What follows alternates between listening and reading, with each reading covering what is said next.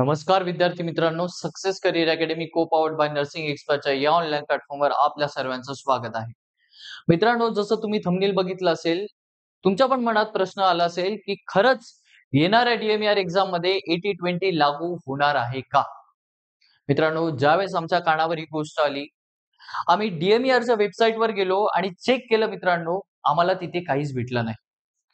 त्यानंतर आम्ही ई-गॅजेट जी वेबसाईट आहे त्यावर चेक केलं आणि मित्रांनो आमच्या निदर्शनास आलं, की हा जो कायदा सरकारने बनवलेला आहे, हा खरा आहे आणि ज्यावेळेस तुम्ही ई-गॅजेट वेबसाईटवर जाल, त्यावेळेस तुम्ही 10/6/2025 ते 12/6/2025 जर ही डेट टाकली, तर तुम्हाला इथे खाली बघायला भेटेल मित्रांनो, की किती नंबरला? सर 3 नंबरला सेंट्रल सेक्शनमध्ये एक्स्ट्रा ऑर्डिनरी जो वैद्यकीय शिक्षण व औषधी द्रव्य विभाग आहे, याच्यामध्ये आपल्याला हे गॅजेट बघायला भेटेल आणि यामध्येच हा काळा कायदा लिहिलेला आहे विद्यार्थी.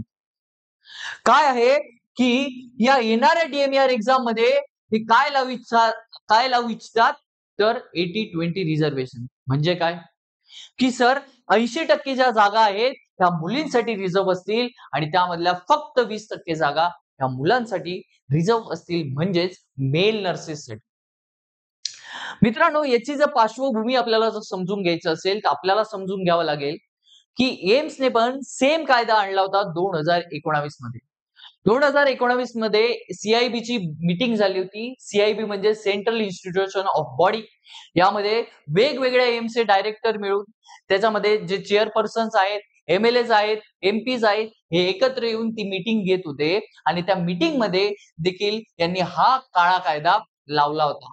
आणि ज्यावेळेस हा काळा कायदा केला होता, त्यावेळेस त्या मीटिंगला नर्सिंगचा एकही कॅन्डिडेट किंवा नर्सिंगचा आवाज उठवणारा एकही व्यक्ती तिथे उपस्थित नव्हता आणि त्यांनी काय केलं 2019 मध्ये एम्सने म्हणजे all India institute of medical सायन्सेसने काळा कायदा लावला.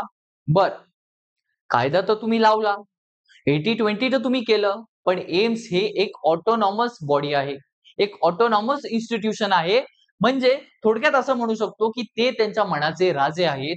बट जर एम्सला जर दुसऱ्या संस्था जर कॉपी करत असतील तर ह्या मेल नर्सेसचं काय? ज्यावेळेस तुम्ही नर्सिंग मध्ये ऍडमिशन देता तुम्ही कधी विचारता त्यामध्ये तुम्ही लावला आहे 80-20 चा रिझर्वेशन? नाही. मग तो ज्यावेळेस ह्या मेल नर्सला जर नोकरी मिळवायची आहे तर त्यावेळेस हा 80-20 रिझर्वेशन का? म्हणजे याचाच अर्थ सरकारला ह्या मेल नर्सेसच्या पोटावरती पाय द्यायचा आहे. जे विद्यार्थी मित्रांनो या येणाऱ्या DMER साठी लोकांनी जॉब सोडले, या मेल नर्सेसने मित्रांनो जॉब सोडले आणि हे जॉब सोडून DMER साठी प्रिपरेशन करतायत. मित्रांनो, ज्यावेळेस त्यांच्या कानावर ही बातमी गेली असेल, काय त्यांच्या मनात आलं असेल, की मी आज जॉब सोडला, मी आज माझी सॅलरी सोडली, मी आज फक्त प्रिपेअर करतोय आणि आज मला हे काय बघायला भेटतंय. मित्रांनो, हा निव्वळ मेल नर्सेसच्या पोटावरती दिलेला पाय आहे मित्रांनो, लक्षात घ्या. आणि सरकारला हे धोरण मागे घ्यावं लागेल आणि ह्या काळ्या कायद्याचा सक्सेस करिअर अकॅडमी मित्रांनो तीव्र निषेध करते, लक्षात घ्या.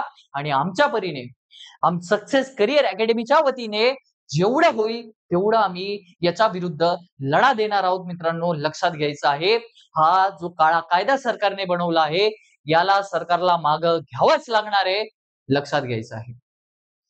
मित्रांनो, आज सरकार आपल्या मेल नर्सेसचा कोणत्याही प्रकारचा विचार करत नाहीये, लक्षात घ्या. DHS मध्ये 90-10 चा रेशो म्हणजे 90 मुली आणि त्याच्या मागे फक्त 10 मुलं. हा अन्याय का? हे जेंडर डिस्क्रिमिनेशन का आणि हे लिंगभेद का? जर सुप्रीम कोर्टाने आपल्याला सांगितलं आहे कोणत्याही संस्थेमध्ये, गव्हर्नमेंट जॉब मध्ये, सरकारी, निमसरकारी मध्ये जर 50%च्या वरती तुम्ही कोणत्याही स्त्री व पुरुषाला जर रिझर्वेशन देऊ शकत नाही, मग हा अन्याय आमच्या सोबत का होतोय? याच्या सोबत ह्या मुद्द्यासाठी मित्रांनो आपण जागं व्हायचंय आणि एकत्र यायचंय, लक्षात घ्या. जोपर्यंत आपली युनिटी राहणार नाही, जोपर्यंत आपण मेल नर्सेस एकत्र येत नाही, तोपर्यंत मित्रांनो आपल्याला डावललंच जाईल. आणि जर हा एकदा कायदा जर लागू झाला तर येणाऱ्या नर्सिंगच्या सर्व पिढ्या म्हणजे येणारे जेवढेही मेल नर्सेस आहेत ते नर्सिंग मध्ये प्रवेश करण्याआधी 10 वेळेस विचार करतील मित्रांनो. आणि मी परत एकदा सांगतो, अभी नाही तो कभी नाही. जर आज आपण आवाज उठवला नाही तर आवाज आपला पुढेही दाबलाच जाणार आहे. आणि जर हा एकदा कायदा मंजूर झाला तर पुढे याला भविष्यात काहीच आपण करू शकणार नाही.